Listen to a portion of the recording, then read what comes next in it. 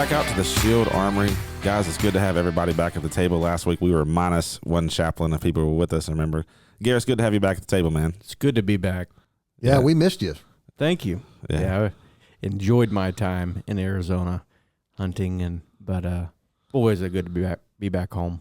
Yeah, it's good. So, speaking of hunting, today we wanted to talk about something that's happening with Shield that is definitely not something that was initially in our crosshairs, but something that was eventually born to life, and then you never know when you're starting something new how it's going to take off or exactly what's going to happen. But what we've seen happen has been pretty incredible. And so we want to share with you. A couple of weeks ago, we talked about coping and coping mechanisms, and we talked about healthy versus unhealthy coping. And we've, I guess, kind of birthed a ministry out of Shield as a good and healthy coping mechanism for officers and their families. And so we're going to talk about Shield Outdoors and what Shield Outdoors is, and Project Haven, and what all that looks like. So Gareth, why don't you just kind of give us a quick beginning for Shield Outdoors, kind of how that happened, how it came to be, and then we'll just kind of talk about what that looks like and how that can benefit the people that are listening right now. Sure. So for most of my life, I've had a passion for the outdoors, whether it's been just hiking, being outside, working outdoors, but also some of the sportsman side of the fence, whether it's hunting, fishing. Really, really enjoyed that. And I think through times in my life where I've needed to realign and get some different perspective on things, one of the good, healthy things to do was just to get away from people, honestly. Get away from society and kind of the rat race and just be quiet. And that's what I've been able to use the outdoors for. So I was thinking, it was probably, I don't know, maybe you can help me with dates, Darren, maybe 18 months ago. I would say that's about right. Yep. We just were talking about ways that we could get officers away from their busy lives. And we have the great privilege and honor with Shield of riding with them and doing ride-alongs. And now with this podcast, I get to do a digital ride-along. But one of the things that we've always tried to do is how do we take them out of their normal routine? How do we do that? And several of the guys that I interact with are hunters and enjoy hunting, fishing, hiking. And so we thought maybe that could be an avenue that we could let people kind of escape. And it started with, I just was going casually, hunting with some guys, and kind of had an idea that I ran by Darren. And one of my buddies, Tyler Rutherford, is a police chaplain in Tennessee. And we had went on a retreat to Georgia. It was actually a pastor's retreat with pastors in the outdoors. And they have a very similar ministry where they would take pastors who are busy and under a lot of internal stress and turmoil, and would just slide them away and go hunting and fishing with them. There wasn't a big kumbaya session. Nobody talked about how hard their role was. Sometimes that would happen somewhat organically, but it was just a time to reset. And so I went down to this place down in Georgia. It was the Horseshoe Plantation, and we went hog hunting. And I remember going down there going, man, I don't know about this. Like, I don't want to sit around the fire and hold hands and explain how hard being a pastor was. And I remember we got there, and the first night, the guy was like, hey, we may talk, we may not talk, but I know you guys came out here to hunt and be alone. You guys want to go get in a tree stand? Like within an hour of being on the property. I was like, that's what I'm talking about. So we ended up killing several hogs and have during the day we'd have really good intentional talks. And so I called back to that place that had allowed us to come down, and it's several thousand acre plantation. And the guy who kind of runs that was former law enforcement and was also a police chaplain. And I said, hey, what would it look like to bring a group of officers down to this property? We're just trying to try something here, trying to see if this would be a thing. And he was like, absolutely. Let you have access to the whole property. We won't charge you anything. We'll pay for the food. You guys get them some cool gifts, help them out with some stuff, provide their trip down here. We'll call it even. So that was I think that was February of maybe 2024, if I remember correctly. Yeah, that's right. And we just put a simple Facebook video up. Hey, this is what we're trying to do. And people gave like $4,500, $5,000 within a matter of several days, a week, to scholarship and sponsor these officers for the food going down there, some gifts. We got them some shirts and some outdoor gear and some knives, and just as a way to say thank you, and then provided for all their food and gas getting down there. And then we had, I think there was 5 officers that went down. That sounds right. And I'll freely admit, when you first brought that up, I was, I am not a hunter. So I'm like, what in the world are we doing? But as we discussed, I saw the impact on you when you had gone down with that group of pastors, and the impact on you. And I thought, well, I guess I'll step out on faith and trust your judgment on this. And it actually was a very impactful trip. So let me ask you this from your perspective, because we went down there just geared up to go hog hunting, and you did not. No, you were in more of a support role. Yeah, Scarlett and I were definitely in a support role, but even for me, that didn't just hang out in a tree stand somewhere waiting for a wild hairy pig to show up. I still don't get that, but hey, even for me, it was renewing for me just to get away and to just spend some time in God's Word, to spend some time in nature. Scarlett certainly enjoyed the spring-fed pond down there and spent a lot of time fetching the ball out of the water and retrieving that. But it was so good to spend that time with the guys too, as you said, having those intentional conversations around the table, and just to drive down there and back was impactful. I think some of the conversations we were able to have with these guys maybe wouldn't have happened here in the Roanoke Valley. So when you drive away and do a retreat like that, oftentimes you do let your guard down a bit. I remember sitting in it was like a Waffle House down in Georgia. I remember thinking to myself, I don't know that any of these men would sit in a Waffle House in Roanoke, Virginia, and eat and be chill. I don't know that that's a possibility. But we sat there and had fun and laughed and cut up and ate waffles. And there was just this camaraderie that happened from sliding away. And I remember one of the nights, it wasn't the most successful hunt, which was very stressful on me. But one of the nights when we were able to successfully harvest some animals, me and an officer were cutting them up and we were processing them. And we sat there for about 2 hours and just talked. And that was so good. It was so good to hear from them. I was able to talk a little bit. And to this day, I think that's part of the foundation of our relationship is sharing that together. And he even said the other week, I understand who you are, and that's why this is happening. And that happened because we slid away and did a Shield Outdoors trip. So that was kind of an experiment.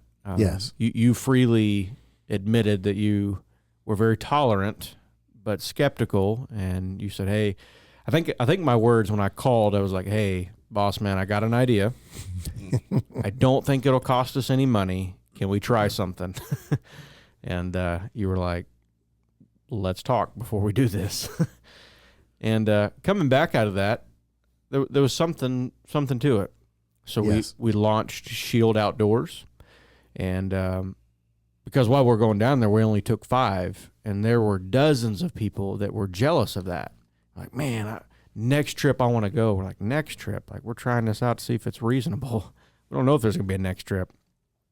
And just hearing from guys saying that, man, that would be really cool. I would love to do that. And one of the officers' wives, do you want to tell that story? Oh, it was pretty fascinating. One of the officers, he was back for, I don't know, 2-3 days. And his wife just, it's like, you're different. He said, what do you mean? He said, you're just different. Like you're better. You're like calm. Like, I want you to get away more often. It was the difference in her husband was very tangible, noticeable. And so much so that, it took her, she was watching this for over a period of 2 or 3 days. And that change was still, that impact of that trip was still significant days after he had returned home, enough for her to point that out. And he didn't even realize it. Yeah. That's what happens when we all have experiences in our life that we go away, we recharge, we kind of retool, and those around us start noticing it. And so with those impacts, those little footprints that we saw, I don't think we desired to pivot, and we were not going to be police chaplains anymore. We were going to be frolicking around the woods with guys and helping them unpack their traumas. I think our main goal and our main mission is still law enforcement chaplaincy. This was just a tool that we could use, that we could put in our tool bags to help connect with certain families and certain officers. So we launched Shield Outdoors. We made a Facebook page. It's called Shield Outdoors. I updated that pretty regularly. I need to do a little bit better of that after hunting season. I kind of cut off of that, but Project Haven came out of that. Mm-hmm. There was, through honestly I would say a divine intervention. There was 100 acres in Franklin County that a gentleman just approached my dad about and said, hey, do you know anybody that would be interested in kind of maybe taking over a little bit of this lease? There's 100 acres. It's kind of a really rundown property, and nobody's spending time on it. It's a beautiful property. It's got a pond on it, but just after years and years of neglect, you can't really hunt it. You can't access it. And so my dad calls me and said, hey, do you think that would be something that you would be interested in? So yes, and he connected me with the guy, and it turns out it was a gentleman whose daughter was a former Roanoke City police officer. So we go walk the property, and I walk all the way down to the pond, and he says, so what do you think? I said, well, I think this would be a perfect place to bring officers to and let them just retreat, almost a haven from all the craziness of life. And I told him about what Shield was doing and kind of where we were going with it. And he said, let's go talk to the property owner right now. And so we went and drove over, met the property owner, explained what we were doing. And over a series of months, we navigated a couple things, and they ended up signing a lease for 10 years for this property completely for free. And so now we're the property owners, if you will, the tenants on the property for the next decade. So when my kids are graduating high school, we will just be nearing the end of that. So that's a long time. And again, $0. People pay quite a bit to lease 100 acres. So that was cool. Now we have this property. We honestly prayed about a name, and we called it Project Haven.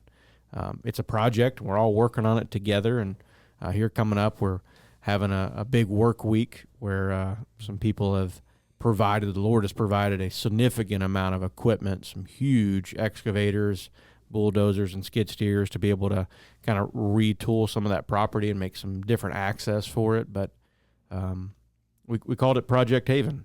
And over the past year, what I've seen is there are people that have stood behind that project that never would have interacted with Shield before.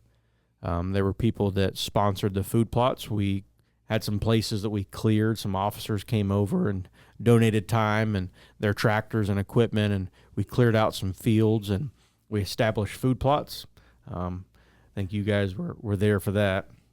Yeah, and see, Adam, was that the first time you were on the property when you were able to film some of that was happening? Yeah, that was the first time I came down there. That was like not long after I came on board with Shield, and got to go down there and see everything firsthand that I knew about because I had a good relationship with you guys before Shield.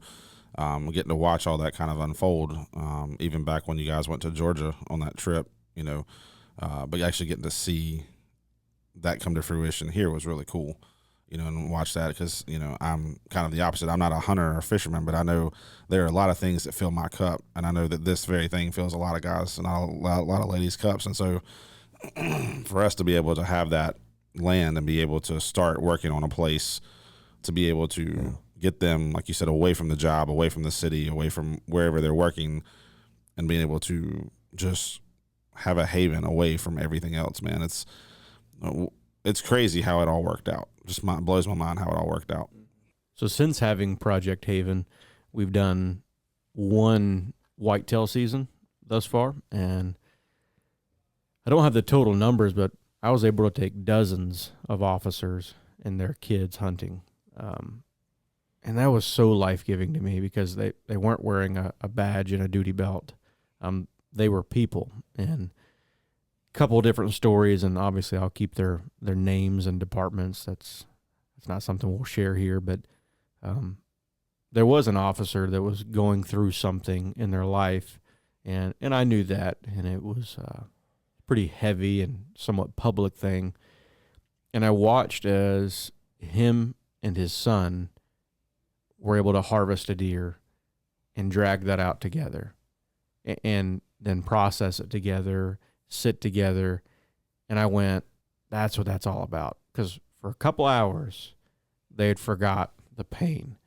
They forgot all the hurt they were going through. And they just got to do father-son stuff. And that was neat.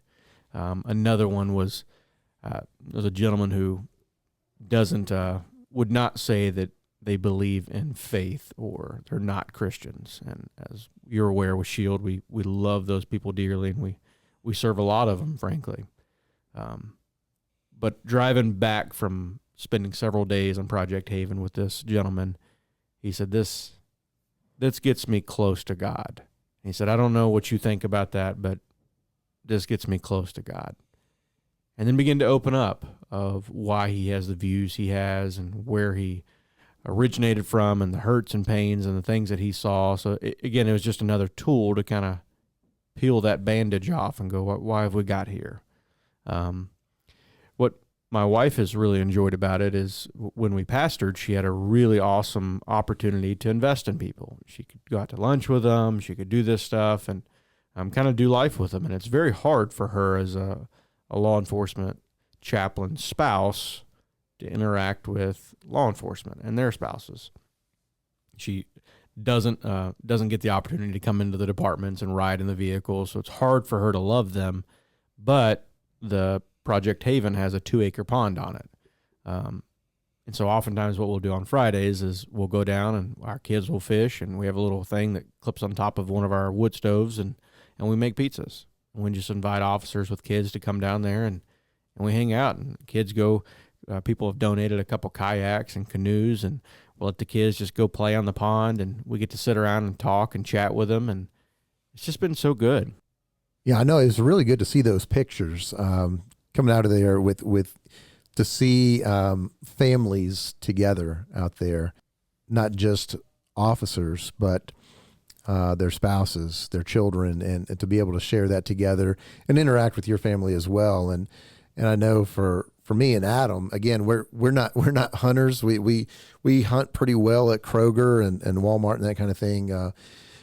But I love the outdoors, and I've spent a lot of time hiking, and I'm reminded often of how renewing that has been for me to just hike 2 or 3 miles out and put up a hammock somewhere and just to be still and quiet and enjoy God's creation. I often tell people, and point out that God didn't create man and woman and put them in a skyscraper. He put them in the outdoors, put them in a garden, and that Project Haven really is a nice piece of property, and there's some really nice views, and there's a lot of potential, and literally just scratched the surface by doing those food plots and things, but there's a lot of potential that I can foresee, even as somebody who doesn't hunt, of other things that we can do down there. Yeah. It's allowed me again to connect with people that I wouldn't connect with before. The first maybe dozen officers that I took hunting, I remember calling you saying, "Hey, I just figured this out." Where these people were in the department or just their preferences, they are not a big fan of having chaplains in the car. Like, couldn't do it, and some circumstances it just wasn't a reasonable thing to do. The other ones, they just don't prefer it, and a couple of them were canine officers, so I chose not to do that for my own personal safety, because I'm okay getting shot, but if I get bit by Cujo, it's a whole different experience. But these different officers, there were people I didn't connect with that I've never rode with in a police car. In 8 years as a chaplain, I'd never rode with them. And so to get to sit in a tree stand or a blind with them and walk around the pond with them, it just allowed me another way to connect with people. And so that was pretty awesome. And actually coming up next week, you heard us talk about the work week. And again, the people have helped us generously with some of that equipment and getting that brought over to the property. And the value on that's about $20,000. I mean, it's a pretty significant lift for someone to say, "Hey, we'll do this." And so we're very thankful for that anonymous donor to be able to do that. And one of the things we're doing is we're going to create a road system throughout the property so that we can access all that property. We can access the pond in good weather, bad weather, and a lot of it now is somewhat truck or Jeep friendly. We've taken some SUVs, but I want to make it to where everybody can access and everybody can benefit from it, not just the hunters of the world. And so there's a place down by the pond that kind of overlooks this beautiful pond, and we're going to clear an area there so that people can camp. There's a lot of people that have asked us, "Hey, can we go tent camp? Can we go take some tents down there and just put some hammocks up and really enjoy it?" And there's not that good of a place to do that, honestly. So we're going to excavate and clear out a flat area. That way we can have bonfires down there. We can have worship nights. We can just do get-togethers. We can have a place where we can put porta potties down there. And eventually we would like to build a cabin down there so that, again, just have a little bit of a retreat. But very, very excited for the things that are coming for Project Haven. So far, you have had days where you've taken officers down there and they've come out and helped. Not only have they enjoyed hunting, but we've had quite a significant response of officers who've been willing to come down and help make some of this possible so far. I know the day that I was down there were several officers down that day when spreading seed and different things that are happening that way. So how have what's that look like so far? Just trying to get things prepared so far. What does that look like with how that's kind of formed? Yeah. So with every project, you want buy-in, right? You want someone to buy into what you're doing, and the best way to do that is to have sweat equity. And so these officers, once I start talking about it, a couple of them have said, "This has been my dream since I was a little kid, to have a property like this to take care of. So what can I do to help?" And what that does is that lets me be shoulder to shoulder with them. And so I remember a couple of the officers, and you came over there, we were digging it was a big hole to put a koi pond. It was for wildlife. We filled it with water, and we dug this huge, huge hole. And so just sitting around with these officers for a couple hours, we were just talking. And they were just people. We talked nothing about the department, nothing about their career. And it just was so cool to see. I've really enjoyed working with them over at this property. I'm excited for next week to be able to do that. Yeah, I think my contribution is going to be going after that kudzu. There's a significant amount of kudzu by that pond that's on the trees and stuff right now. I think it's one of those vile weeds of Satan that is doesn't belong there. So I'm going to go after that. I don't know how best to do that, but I've got a couple machetes. I might just go at it, one in each hand, and just see what happens. Yeah, we just had a stewardship plan done on the property, which is kind of neat. By the Department of Forestry, and we put together it's like a 10-year to 50-year plan for the property.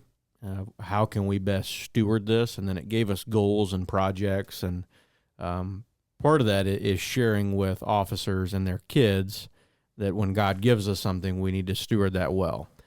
And so kind of restoring that and getting them to show what native habitat looks like is a cool passion of mine. A lot of the forest there had been stripped, and it's just pine trees, and that's not really, really good for wildlife. It's a monocrop, so it's only one thing.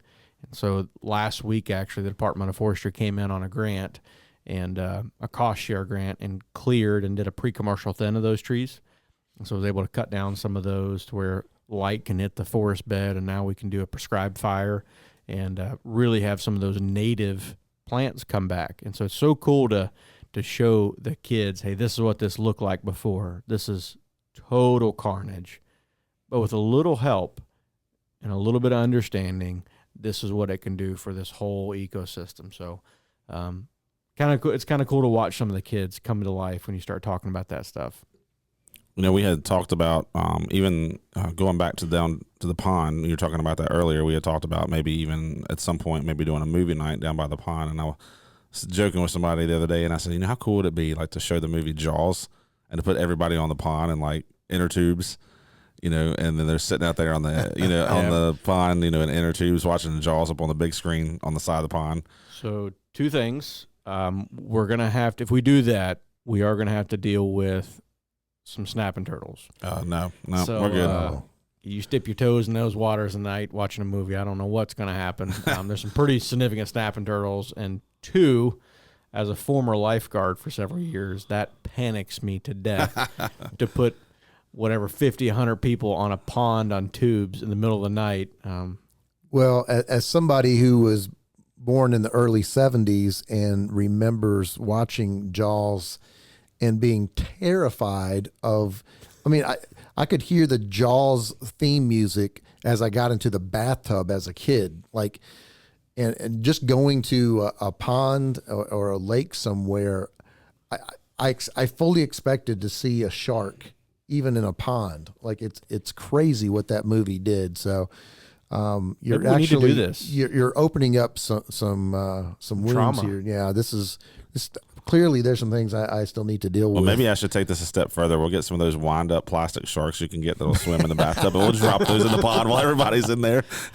So swimming up. We found out is that Adam is the tough one. Yeah, I'm all wigging out about snapping turtles and people dying. You're going back to your childhood. Adam's like, let's make it worse. I say, let's catch some of those snapping turtles and put a shark fin on them. Oh man, that could you would imagine? Be incredible. Could you imagine like those things come swimming up? Oof. I can tell you've never caught a snapping turtle. I caught one in the backyard that was very significant. It's amazing how heavy those things are. Yeah. I don't know that we catch those, play with them, then strap items to them. I think there's some folks that'll take care of them for us and procure a little bit of that meat. That will not be part of my job, but yeah, I haven't seen that at Kroger, but nope, certainly hadn't. Yeah, but I'm not interested in getting a deep freezer for turtle meat. So not really. It doesn't sound like my cup of tea. Well, we got to steward the opportunity. There's snapping turtles there, and oh man, got to steward that opportunity. But no, we're very excited to have that. And again, it's not a Shield Outdoors is not something that, again, that we're replacing Shield chaplaincy with. It's not something that is an auxiliary of Shield chaplaincy. It frankly is just a ministry of. It's just another tool that we get to use. And thankfully, it is not costing to this point Shield chaplaincy anything. People have donated towards that restricted account. Some businesses have donated towards that.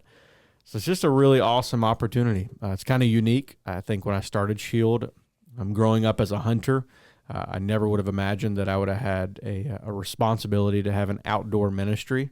I just got back from hunting with several officers in Arizona. We went elk hunting and went down with some federal and some local law enforcement and was able to spend, in total, a travel time about 10 days away. And I can't even begin to put into words how life-giving that trip was for me. That I made a post about it, that trip will go down on my list of some of the most life-changing and life-giving moments of my life. Just to be able to walk around and get a different perspective and not feel the pressures of everything. I could look back at my life and how I'm doing as a husband and as a father and as a chaplain, and I could go, are we winning in that area? Or are we losing in that area? And I could see it from a totally different light because I wasn't feeling the pressure of it. I was away. There's nothing I could have done with it. Same way with even chaplaincy, thinking about, man, we have an awesome opportunity to serve these officers. Like, are we doing that well? How is that? And it's just a healthy perspective. And then sitting on this canyon, I called it the mini Grand Canyon. On my Facebook page and on Shield Outdoors, there's a picture of it.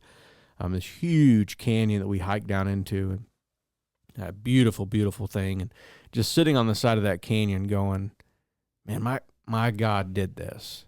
He made that canyon. And I get to sit and look at it, and all the problems and the things that I'm wrestling with and everything that was going on in my mind, I don't know the answer to, but I do know that I have a really big God who was able to make that in a moment. And so I can offload some of that and say, Lord, would you help me work through this? I don't know what to do here, but it's part of that surrender. And it just was so good. And driving back home, my tank was full. I think I was talking around here in the office before I left on the trip, I wasn't as excited because physically I was pretty drained. We had a really long couple weeks. Emotionally, I was really low because we had taken on a lot of trauma from going up to the airport incident, the craziness that is our valley, and several different homicides and pediatric calls and just yucky stuff. And then spiritually, I just was very disconnected from our Heavenly Father. And so on all three areas, I was pretty low. I remember driving down there, and I remember even telling Darren, like, I want to be excited for this. Like, this is kind of a trip of a lifetime. I want to be excited, but man, I'm whooped. I remember driving home. I was able to drive through Arizona, got into New Mexico, and then like Texas and Oklahoma. Just driving there and just being quiet on the way home. I remember thinking, like, spiritually, I had a really, really good time praying and connecting with our Heavenly Father and surrendering some things to Him. Emotionally, I've recharged. I'm not dealing with anybody's baggage. I'm able to refresh. And then physically, we hiked several miles every day. We ate good food. So I was able to have a lot of energy and kind of heal up from some of that. And it just was an amazing, life-giving trip. And I'm so thankful that I do get to be part of Shield Outdoors, and I was able to take some officers with me. And they were blessed by it too. So just for a second, hearing you talk about all of that and what it did for you, that's the heart of what we want Shield Outdoors to be for officers, right? That's what we want this to be. So, maybe the question they have as they're sitting here listening about this is, how do I get plugged in with this? Like, how can I get some time to get away and enjoy being exactly in a place like what you were just talking about that you experienced this last week? Maybe right now somebody's sitting there thinking or listening as they're listening, I could use that right now. Yeah. What do they do? So there's two options. One is Shield Outdoors. It's the Facebook page. A lot of people regionally have kind of used that to message and say, hey, I want to be part of this. For those that are in the departments that we serve or the spouses or families, I just would ask you to reach out to me, and we'll set up a time to go out to either the property, or if we're planning a trip again, we'll try to put you in the queue for that. But just reach out to us. Again, this opportunity was given to us for them. So we'd love to make that a channel. One of the things that we're changing in 2025 is I did not know how busy I would be with Shield Outdoors, and I can't quite push the pause button on police chaplaincy. Critical incidents still happen. They still go on a daily basis, and yet the mission of Shield Outdoors still needs to continue. So we've had several people that have kind of jumped to the table as what I'm calling like trustees or stewards of this property who have been on the journey with us, who get how big of a deal it is, who have safety in mind, who want to maintain the integrity of that property. I'm partnering with them so that they can take some kids out. They can take some officers. In fact, one of them is pretty neat. God actually restored a relationship with that. There was two officers that were like oil and water, and it was a kind of a common joke if they were in the same room together that somebody was going to go to blows, and they actually got to hunt together. One of those stewards said, "Hey, I need to get over this," and invited that guy to go hunting with them, and they were able to harvest an animal together. And they even sent a picture to their platoon and said, "I bet you never thought this would happen." Man, that's awesome. Yeah, it's cool. So some of those guys have stepped up to help me with it. So yeah, that's how you reach out. That's really cool. Yeah, you had brought up, earlier at the opening, Adam, actually, that, we had recently done an episode on healthy coping skills and resiliency, and that's really at the heart of this. And it's cool to see how already, we're just really getting cranked up. It's not been, I guess it's been right at a year maybe now that Yep. Project Haven started up. So we're getting close to there anyway. And to see how it's already had an impact with stories that you have shared today, at least, obviously we can't share all the details and names and stuff like that, but there clearly has been the type of results that we would love to see. We try to at Shield find anything that we can, any way that we can to try to connect. It's all about connecting with people, connecting with these officers, their families. We want to be a help and a support in any way that we can. And having Project Haven, as you have said, Gareth, is just another tool, another way that we can do that. And I'm excited about it. And, again, I'm not excited about hunting. I don't know that I'll ever be a hunter unless, grocery stores go by the wayside. But what I will say is I'm very much looking forward to spending some time down there, Project Haven, to do some work and as you said, get some shoulder time with some officers and with you guys, frankly, and to be able to do some of the activities and some of the things that we've been kicking around. I think it's going to be a very special place. Yeah, I think so. Yeah, it's already proved to be just incredible. But I think kind of like what you're talking about, I think we've only scratched the surface for what's to come.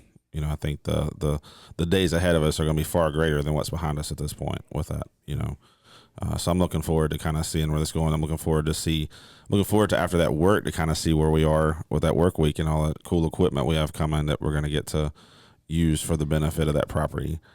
We kind of indirectly talked about it, but the cool thing about this is you've talked about going across the country, doing that trip and going down to South Georgia last year. But the cool thing about this is it's kind of in our backyard, right? We're not having to drive 3 hours, 12 hours, 30 hours to get there or fly somewhere. We do have to go off the beaten path a little bit. For most of us, it's a little bit of a drive to get there, but it's close enough to home that we can do this reasonably and have that safe haven, as you said, to just go and unplug. So for me, it's kind of nice to have a place like that that's close to home. Yeah, it certainly doesn't replace a several day or a week long trip. I was thinking about before, and we looked it up in Exodus 33:7. It talked about how Moses would take his tent and he would place it outside the normal place of meeting. And there was some intentionality with that.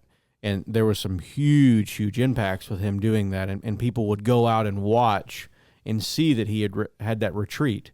And it would even say that as he came back, his face would shine with the glory of God.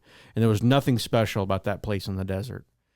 But what it was he intentionally turned off all the busyness, turned off all the responsibilities and said, I'm going to go away.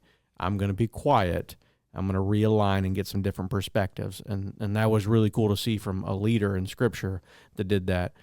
And so that these local things won't ever replace that.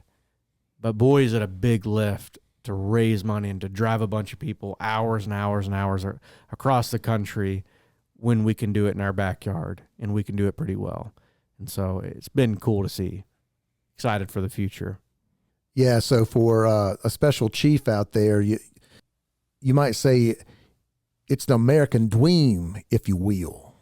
He knows who I'm talking about. That's right. That's right. So that's going out to you, Chief. Yeah. So, well, guys, this has been fun talking about Shield Outdoors. I'm looking forward to, like you said, the future. I'm looking forward to kind of seeing where all of this goes. And again, if you are interested and want to be a part of that, whether you want to come and enjoy the outdoors there and do some hunting, or whether you want to come and be a part of helping us make that place a reality, all of those things exist. And so again, if you can reach out through either the Shield Outdoors Facebook page, you can reach out through the Shield Chaplaincy Facebook page, through our Instagram, you can contact one of the three of us directly.